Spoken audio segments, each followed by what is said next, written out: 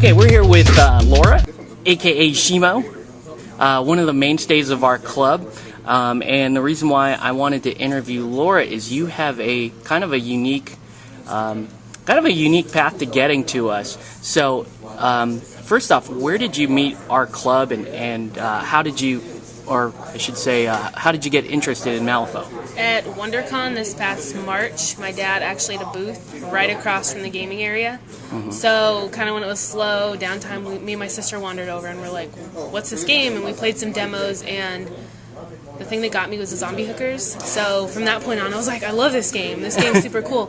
And I think something that kept me interested in Malifaux was the SoCal Malifaux group, because it's so huge and everybody's so into it. So it's kind of like a big kind of Malifaux family. That's cool.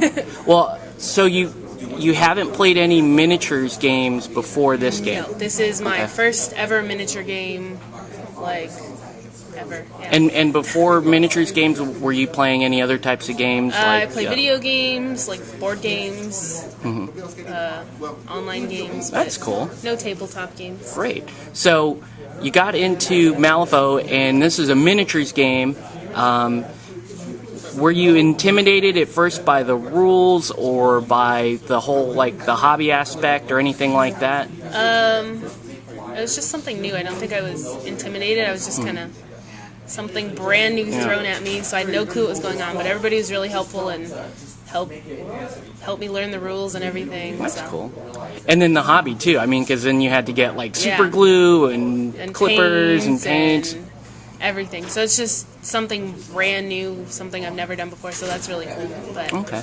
Yeah. So what do you think about introducing people that maybe never played a tabletop game into Malifaux? What do you think are some of the I would say the key points to getting somebody that might be in the same shoes that you were a few months ago? They really have to be interested in it. If they're not interested, they're not going to want to play. I don't know. They're going to have time to actually do the hobby. If they want to put it together and paint it and make their crews look pretty awesome, they're going to have time to do it. Okay. Well, from a henchman perspective, how do you think people could, or henchmen could better reach out to what I would consider the new wave of gamers coming in, or people interested in the tabletop hobby? I think just do what you guys are doing. You guys hold like tons of events where people who've never played before can just go, oh hey, what's this? And pop in and see it and get a demo and figure out what's going on and get interested in it. Cool. All right. Well, so that was WonderCon was back in March. Yeah. And this is now 3 months later, and you are like a mainstay in our club. You're like one of the main attendees for our events. Congratulations last week on winning the Achievement League. And today you're going to be playing in your first competitive tournament. Yeah. How's that, or what are your expectations of today? Probably gonna lose. Well, let's have high hopes and hope I do better than lose completely. But it's kind of, I've never been in a tournament before, besides the Achievement League, so it'll be something brand new. We'll figure out as we go along, I guess. Yeah, well, not only that. I mean, you won the Achievement League last weekend. You're in contention for first place in the Super League. So, I mean, you've come a long way from somebody that's never played a tabletop game before to being like one of our main folks here at SoCal Malifaux. Any other advice for our club or for just other henchmen out there that are looking for new players? Just go, I guess, places you would expect it. Aaron and I played a game at my Starbucks today where I work.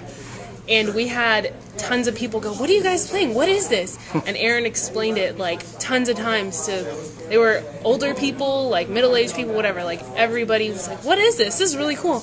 And we had some older lady come up and say, this is really cute. What is this? And she called Malifaux cute. We didn't tell her about the zombie hookers or anything. But she thought it was cute, so that was kind of cool. Awesome. Great. Well, yeah, that's it for my questions. Just wanted to thank you for your support of our club, and yeah, you really bring a a unique perspective to our group. We've got a lot of players that are veteran. You'll run into a lot of veteran tabletop players today, so don't be too intimidated by that. But yeah, have fun and good luck today. Thank you. All right, thanks.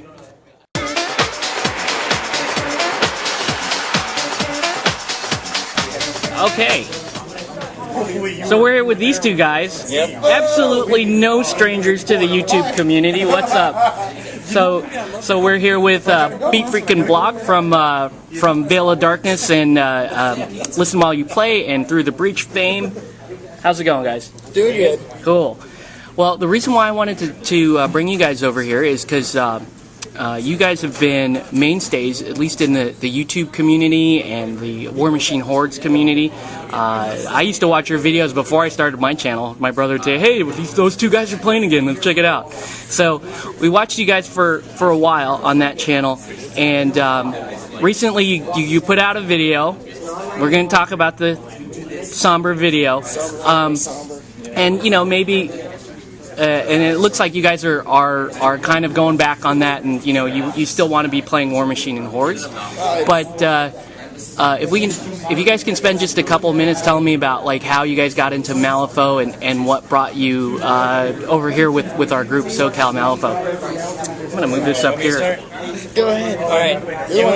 Yeah, I found it one day. We went to our hobby shop and we saw this like rulebook and it had Malifaux. I'm like, what the hell is Malifaux?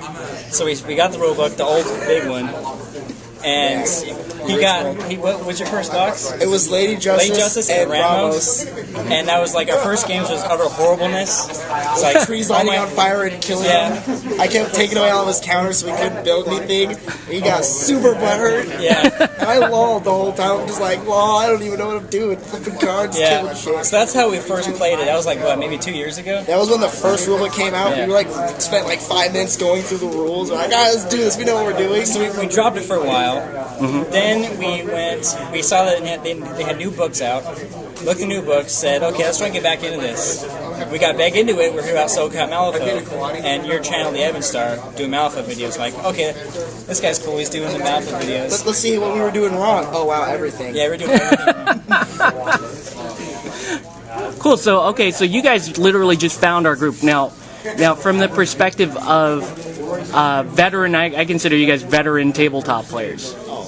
What would you say are the draws to Malifaux from, say, another system? Accessibility.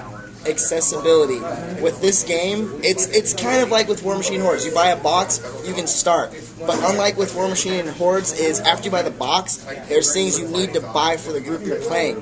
For this, you can go anywhere after you buy your box. You can buy your box and go, you know what, I really like that model. I'm going to go ahead and run it with this because it looks like it could work.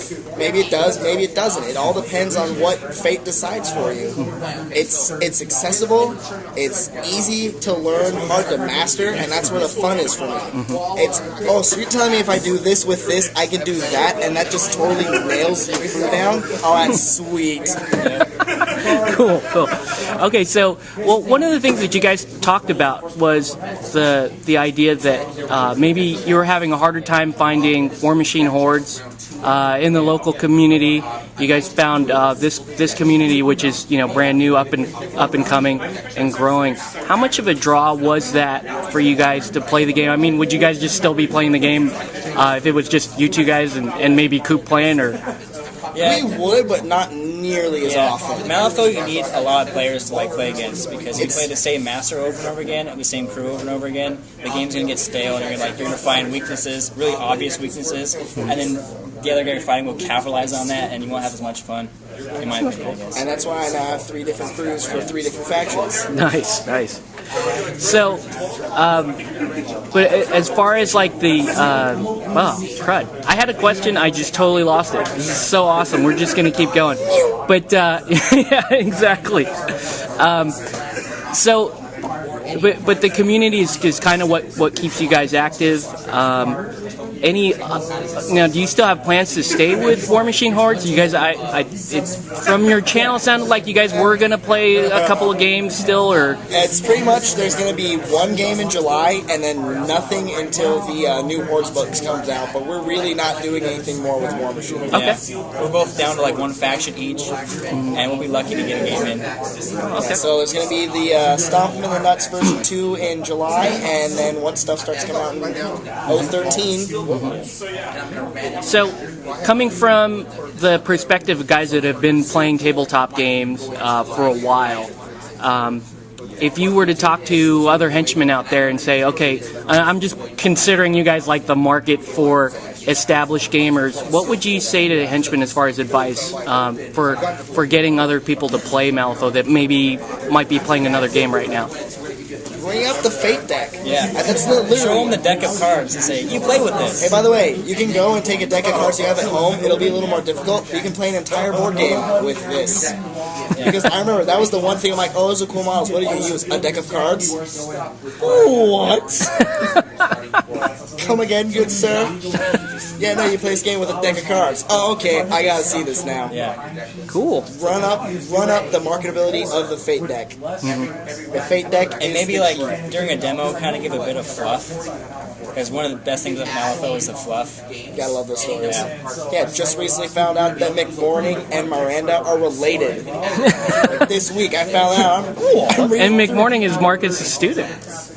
Yeah, just like, I have to plug Marcus. I'm flipping through. I'm like, okay. What?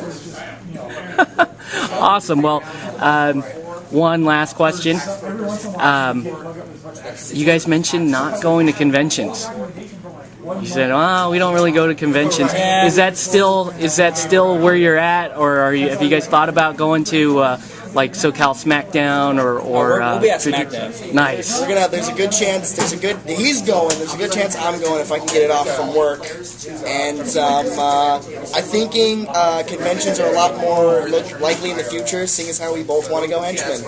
Cool. And you have kind of a community that we kind of hop from convention to convention. So even though there's no local meta, there's still like the players and so forth that There's we a bring. web in California. Yeah. SoCal Malifaux, it's not a meta, it's a web.